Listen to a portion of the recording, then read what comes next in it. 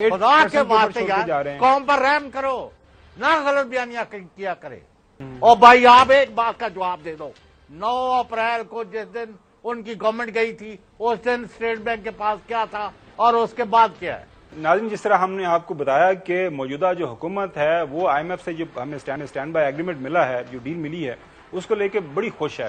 جیسا صاحب آپ نے خطاب سنا محترم پرائم منسٹر صاحب کا, وہ کہہ رہے ہیں کہ شدید جو بد انتظامی تھی, ریاست کو تباہ کرنے کی کوشش کی گئی تھی, وہ جو بارودی سرنگیں لگائی گئی تھی معاشی سطح کے اوپر, ان کا ہم نے صفایا کیا ہے.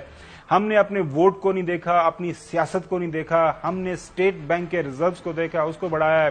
ملک کے اندر جو خلیجی ممالک سے ہم نے پیسہ لانا ہے اس کے اوپر کام کیا ہے. انویسٹمنٹ فیسیلیٹیشن جو کونسل بنی ہے اس کا بتایا ہے. خارجی سطح کے اوپر باقی ممالک کے ساتھ ہمارے تعلقات ہم نے کس طرح ان کے اندر بہتری لائی ہے. ایک جامع جو پلان ہے ہم نے معاشی سطح کے اوپر وہ بنا لیا ہے, اور انشاءاللہ ملک کو ہم ایک اچھی سمت میں چھوڑ کے جا رہے ہیں. انہوں نے یہ بھی اعلان کیا ہے, ویسے تو 2-3 دن سے وہ اعلان کر رہے ہیں کہ اگست کے اندر ظاہر ہے اسمبلی کا ٹائم پورا ہو جانا ہے, اور اس کے بعد ہم جو اقتدار ہے وہ نگراں حکومت کے حوالے کر کے چلے جائیں گے. لیکن چوہدری صاحب, یہ کیا آپ سمجھ رہے ہیں کہ یہ ان کا آخری خطاب ہوگا؟ جو مطلب میں جس طرح عرض کر رہا تھا کہ وہ تو آئی ایم ایف کی اس ڈیل کو لے کے وہ بڑے پرجوش ہیں, پر یقین ہیں کہ وہ دے آر کمنگ بیک, اور it is just matter of holding of elections and they will get the majority. And نہیں تے خواہشاں گھوڑے ہوندے تے کوئی پیدل پھردا, یہ بھی گل صحیح ہے تھوڑی. Wishes were horses beggars would ride. تو وہ جو ان پر لگا رہے ہیں کہ وہ کرپشن کر رہے تھے, وہ یہ کر رہے تھے, وہ کر رہے تھے. اور بھائی آپ ایک بات کا جواب دے دو, 9 اپریل کو جس دن ان کی گورنمنٹ گئی تھی اس دن اسٹیٹ بینک کے پاس کیا تھا اور اس کے بعد کیا ہے؟ سیدھا سا جواب ہے, کوئی لمبی چوڑی تقریر نہ کرے. تماشا لگایا ہوا ہے. یہ کس کو بیوقوف بنا رہے ہیں؟ ڈالر کہاں تھا, قیمتیں کہاں تھیں؟ 187-88 پہ تھا, بتا دیں 187-88 پہ تھا قیمتیں, 178 سی. اس کے علاوہ قیمتیں بالکل قیمتیں بھی اس وقت جو 48% پہ ہیں, اس وقت بالکل 20 سے بھی نیچے تھی. بالکل آپ کی صحیح بات ہے.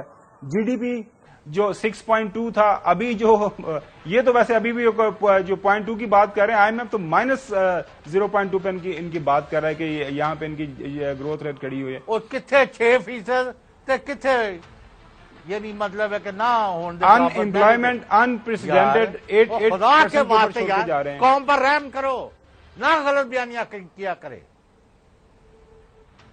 لیکن چوہدری صاحب, بات میرے خیال میں تمام جو زاویوں سے جو ملک کی موجودہ حالت ہے اس کے شہباز زیدی صاحب نے بڑا ہی زبردست آج میرے خیال میں انہوں نے جو کامنٹ کیا ہے, اور ملک کو کن جو چیلنجز کا سامنا ہے اور کس طرح ہم نے ملک کو آگے لے کے بڑھنا ہے.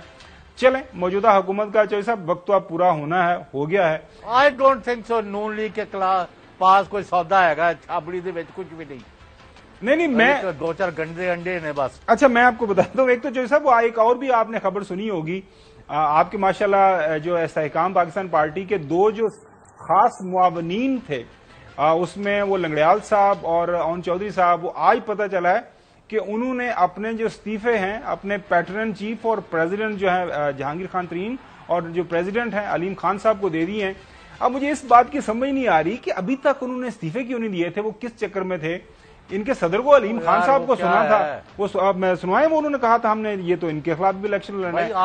آج 13 جولائی ہے نا, تو 13 اگست کو تو ختم ہے نا گورنمنٹ ہے, تو مطلب ہے کہ وہ اس سے کوئی فرق نہیں. آپ نے کہا کہ آج تقریر کی ہے, وہ کہتے ہیں کہ ابھی ہمارا وہ جو فتح کے شادیانے بج رہے ہیں نا, اسی میں بھی سارا کریڈٹ سمیٹ لو اور سارا ڈونگرے برسانے شروع کر دو میڈیا کے ذریعے کہ وہ لے گئے جت گئے آ گئے, اور پھر 2-4 دنوں بعد 2-4-10 ملکوں کا دورہ بنا کے باہر تشریف بھیجیں گے, تاکہ جو دن رہ گئے ہیں اس میں پروٹوکول اور سیر سپاٹا اور وہ حاصل کر لے. چھوڑے